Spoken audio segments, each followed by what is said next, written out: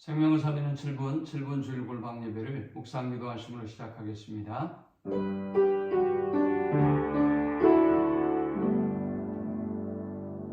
살아계신 하나님, 오늘도 주의 자녀들이 마음과 뜻과 힘을 다해서 주를 높여 경배할 수 있는 은혜를 주심을 감사합니다.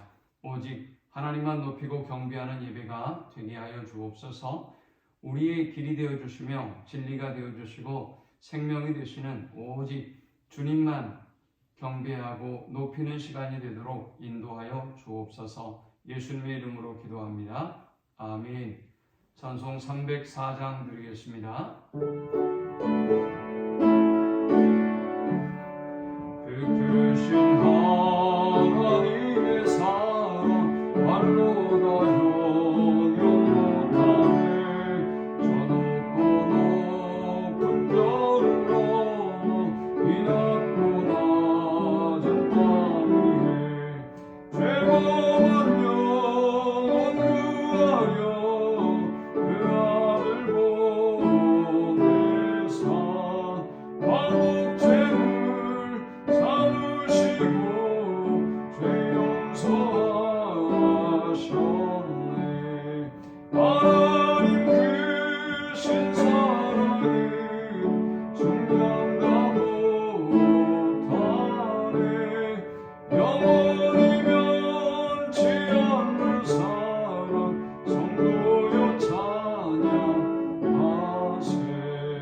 외로운 시절 지나가고 가위에 영화 쇠할 때 주 믿지 않던 영혼들은 큰 소리 외쳐 울어도 주 믿는 성도들에게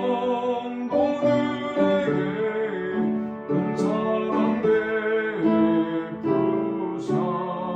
우리의 죄 사했으니 그 은혜 잊을까. 하나님 크신 사랑은 증량다 못하네. 영원히 변치 않는 사랑 성도여 찬양하세. 하늘을 두루마리 삼고 바다를 먹물 삼아도 한없는 하나님의 사랑 바위로 갈 수 없겠네. 하나님의 크신 사랑 그어찌다 하실까. 저 하늘 높이 쌓아도 세우지 못하리. 하나님 크신 사랑은 증량다 못하네. 영원히 변치 않는 사랑 성도여 찬양하세. 오늘 이 시간에 주시는 살아계신 하나님의 말씀은 신약성경 고린도전서 1장 10절에서 17절의 말씀입니다. 형제들아, 내가 우리 주 예수 그리스도의 이름으로 너희를 권하노니 모두가 같은 말을 하고 너희 가운데 분쟁이 없이 같은 마음으로 같은 뜻으로 온전히 합하라. 내 형제들아, 글로의 지편으로 너희에 대한 말이 내게 들리니 곧 너희 가운데 분쟁이 있다는 것이라. 내가 이것을 말하거니와 너희가 각각 이르되 나는 바울에게, 나는 아볼로에게, 나는 게바에게, 나는 그리스도에게 속한 자라 한다는 것이니 그리스도께서 어찌 나뉘었느냐? 바울이 너희를 위하여 십자가에 못 박혔으며 바울의 이름으로 너희가 세례를 받았느냐? 나는 그리스도와 가이오 외에는 너희 중 아무에게도 내가 세례를 베풀지 아니한 것을 감사하노니 이는 아무도 나의 이름으로 세례를 받았다 말하지 못하게 하려 함이라. 내가 또한 스데바나 집 사람에게 세례를 베풀었고 그 외에는 다른 누구에게 세례를 베풀었는지 알지 못하노라. 그리스도께서 나를 보내심은 세례를 베풀게 하려 하심이 아니요 오직 복음을 전하게 하려 하심이로되 말의 지혜로 하지 아니함은 그리스도의 십자가가 헛되지 않게 하려 함이라. 아멘. 사도 바울은 고린도전서 1장을 통해서 교회 공동체의 특징에 대해서 전하고 있습니다. 먼저 교회 공동체는 그리스도께서 세상에서 불러낸 사람들의 모임이다 라고 정의하고 있습니다. 또한 교회는 하나님의 은혜 위에 세워진 공동체임을 전합니다. 또 세 번째는 교회는 그리스도께서 견고하게 하시는 공동체다라고 말씀했습니다. 네 번째, 교회는 그리스도와 교제하는 공동체입니다. 교회는 성도들 간의 교제도 중요하지만 먼저 그리스도와 온전한 연합과 교제를 이루는 사람들의 모임이 바로 교회인 것입니다. 고린도 교회는 바울이 개척해서 세워진 교회였습니다. 이렇게 하나님께서 그들을 부르시고 은혜 위에 세워주셨건만 그들은 하나님의 은혜를 저버렸고 그리고 자신들의 지혜와 총명을 자랑하기 시작했습니다. 본문에서 바울은 참된 교사로서, 참된 하나님의 일꾼으로서 우리가 어떤 삶을 살아야 하는지를 잘 교훈하고 있습니다. 먼저 우리가 이 본문을 통해서 얻을 수 있는 영적 교훈은 은혜로 세워진 공동체에 사람의 공로를 구하면 갈등과 분열이 시작된다라는 것입니다. 사도 바울은 근로의 지편에서 고린도 교회의 분쟁과 갈등이 있다는 이야기를 들었습니다. 고린도 교회는 아주 훌륭한 일꾼들이 많이 있었습니다. 어떤 사람들은 나는 바울에게 속했다, 나는 아볼로에게, 나는 게바 즉 베드로에게 속했다, 나는 그리스도에게 속한 사람들이다 라고 주장하기 시작했습니다. 교회가 그리스도 외에 인간을 드높이고 또 인간을 높이고 찬양하기 시작할 때 교회는 갈등과 분열이, 다툼이 시작되는 것입니다. 오직 하나님의 은혜로 부르심을 입은 공동체가 자신을 드러내기 시작할 때 교회는 아픔과 고통의 공동체가 되고 마는 것입니다. 교회는 시기와 증오의 공동체가 되고 마는 것입니다.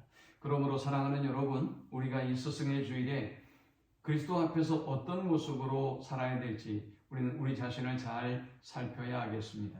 오직 하나님의 은혜로 부르심을 입은 공동체임을 알고 하나님 앞에 항상 겸손하고 오직 하나님만 높이는 우리 모두가 될 수 있기를 축원합니다. 두 번째, 우리가 이 본문을 통해 얻을 수 있는 영적 교훈은 사람의 수고와 헌신은 십자가 뒤에 감추어져야 한다라는 것입니다. 사도 바울은 13절에서 그리스도께서 어찌 나뉘었느냐?